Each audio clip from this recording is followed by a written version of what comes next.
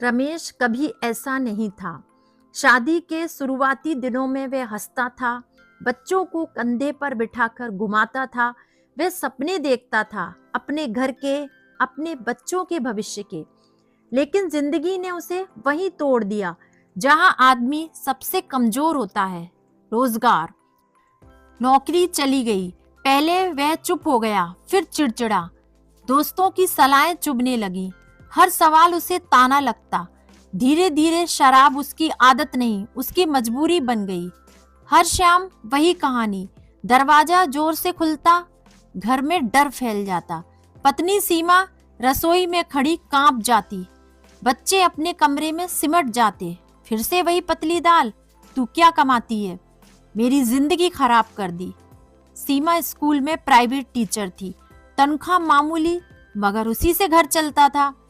वह सब सहती रही बच्चों के लिए। उसने कभी जवाब नहीं दिया, क्योंकि उसे डर था कि अगर वह भी टूट गई तो बच्चे किसके सहारे जिएंगे। बच्चे हर दिन अपने माँ बाप को लड़ते देखते। उनका बचपन शोर में नहीं, सन्नाटे में गुजर रहा था। एक रात झगड़ा रोज से ज्यादा भयानक था। रमेश नशे में था, उसकी आवाज गूंज रही थी। सीमा की आंखों में आंसू बह रहे थे, पर होंठ सिल गए थे। अचानक पीछे से एक धीमी सी आवाज आई, पापा। रमेश पलटा। उसकी बेटी, 8 साल की नन्ही सी बच्ची, दरवाजे के पास खड़ी थी। हाथ कांप रहे थे, आंखें सूजी हुई थी, जैसे बहुत देर से रो रही हो। वह धीरे धीरे बोली, पापा, अब हमें आपको देखकर डर लगता है।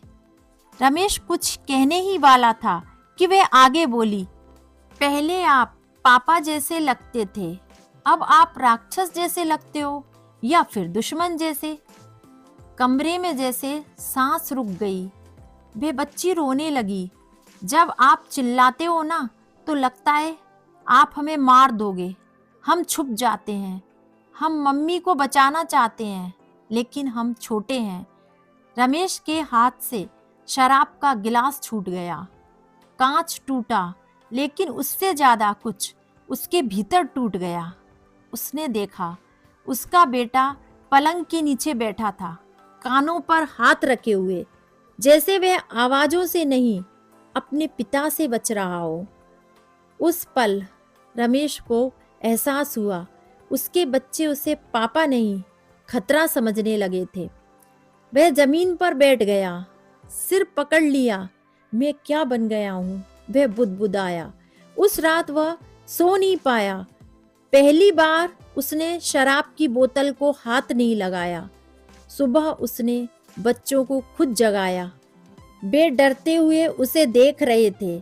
उसने धीमी आवाज में कहा, डरो मत, आज पापा चिल्लाएंगे नहीं। उसी दिन वह काम ढूंढने निकल पड़ा। जो मिला मजदूरी, छोटा काम सब किया।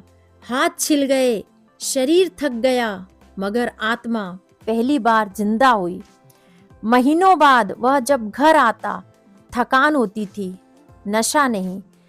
एक रात उसने सीमा से कहा, मैं अच्छा पति नहीं बन पाया, लेकिन अब अपने बच्चों के लिए राक्षस नहीं रहना चाहता।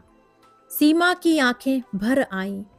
उस दिन बेटी ने धीरे से उसका हाथ पकड़ा।